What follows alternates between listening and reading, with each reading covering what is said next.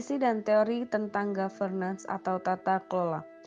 Tata kelola adalah tentang aturan pengambilan keputusan kolektif dalam pengaturan di mana terdapat pluralitas faktor atau organisasi dan di mana tidak ada sistem kontrol formal yang dapat menentukan ketentuan hubungan. Ada 4 elemen tentang definisi tata kelola. Pertama, aturan yang tertanam dalam sistem tata kelola dapat membentang dari formal ke informal. Kedua, keputusan kolektif melibatkan masalah pengaruh dan kendali timbal balik. Ketiga, pengambilan keputusan dapat menjadi strategis tetapi juga dapat dimuat dalam praktik implementasi setiap hari dari suatu sistem atau organisasi. Keempat, gagasan bahwa dalam tata kelola tidak ada sistem kendali formal yang dapat mendikte hubungan dan hasil. Tata kelola perusahaan harus menerapkan asas-asas GCG. Setiap perusahaan, baik kecil maupun besar yang dikenal dengan tarif atau transparency, accountability, responsibility, independency, dan fairness. Tata kelola dalam administrasi publik dan politik. Teori pemerintahan muncul pada awal 1990-an. Ada 5 jalinan teori yang membuat tata kelola bekerja. Pertama, teori manajemen jaringan, yaitu mengidentifikasi 2 jenis manajemen yang luas, yaitu manajemen permainan dan manajemen penata jaringan. 2. Teori delegasi, yaitu tata kelola yang efektif adalah dengan mendapatkan struktur delegasi yang benar. Ketiga, teori interpretasi sosial, memandang pemerintah sebagai hubungan komunikatif.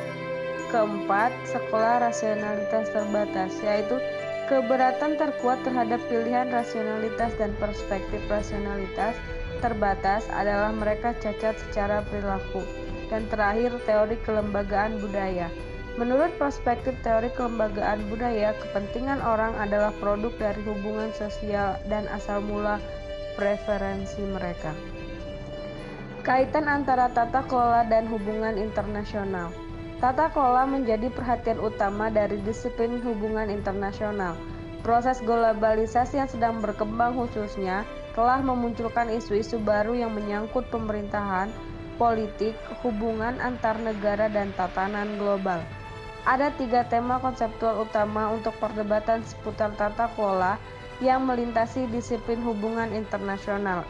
Pertama, menyangkut peran negara dalam pemerintahan global.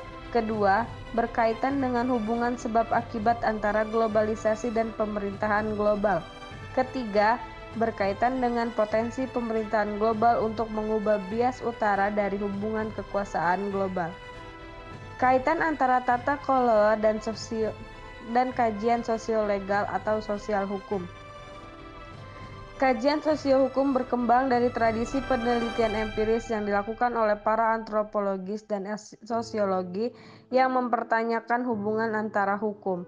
Respon legal sosial akan tata kelola yang baik menyangkut pembagian optimal antara pemerintah, pasar, dan masyarakat sipil yang memerlukan perubahan hukum dan administrasi.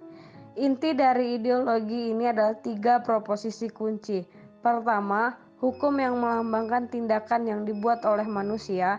Kedua, perilaku sosial yang menyimpang dari hukum, yaitu menyimpang dari apa yang diterima secara luas sebagai hukum dan benar. Ketiga, negara dan lembaga hukumnya, yaitu pusat dari proses pembuatan dan penegakan hukum, dan dengan demikian menjadi inti dari semua disiplin sosial. Peran tata kelola perusahaan. OECD 1998 memandang peran tata kelola perusahaan sebagai 2 hal. Pertama, mencakup para pemegang saham, manajer, karyawan, kreditor, pelanggan, dan pemangku kepentingan lainnya berinteraksi satu sama lain dalam membentuk strategi perusahaan. Kedua, terkait dengan kebijakan publik dan kerangka regulasi hukum yang memadai, yang penting untuk pengembangan sistem dan pemerintahan yang baik.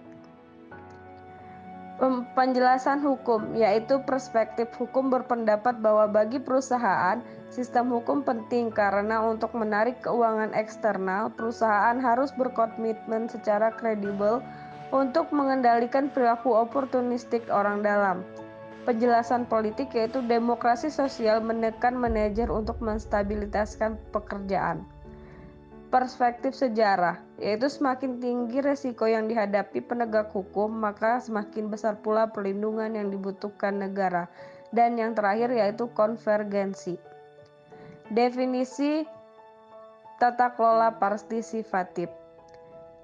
Fung and Reich 2001 menggambarkan pemerintahan partisipatif sebagai bentuk percobaan dalam desain pemerintahan demokratis yang mencoba untuk menjawab tantangan hilangnya vitalitas demokrasi. Definisi tata kelola lingkungan. Dalam konteks ini, tata kelola lingkungan global dipahami secara luas sebagai yang berfokus pada regulasi lingkungan dan aktor yang berdampak pada mereka. Sarjana kebijakan lingkungan umumnya beralih ke konsep rezim internasional sebagai dasar tata kelola lingkungan. Mereka mengacu pada beragam rezim yang terdiri dari perjanjian dan perjanjian internasional, organisasi antar pemerintah, norma dan prinsip yang mengikat dan tidak mengikat, lembaga pemerintahan nasional dan lokal yang relevan, dan lembaga non-pemerintah dan swasta terkait yang menetapkan dan menerapkan kebijakan di berbagai bidang isu seperti perubahan iklim, polusi minyak laut, dan terancam punah perlindungan spesies.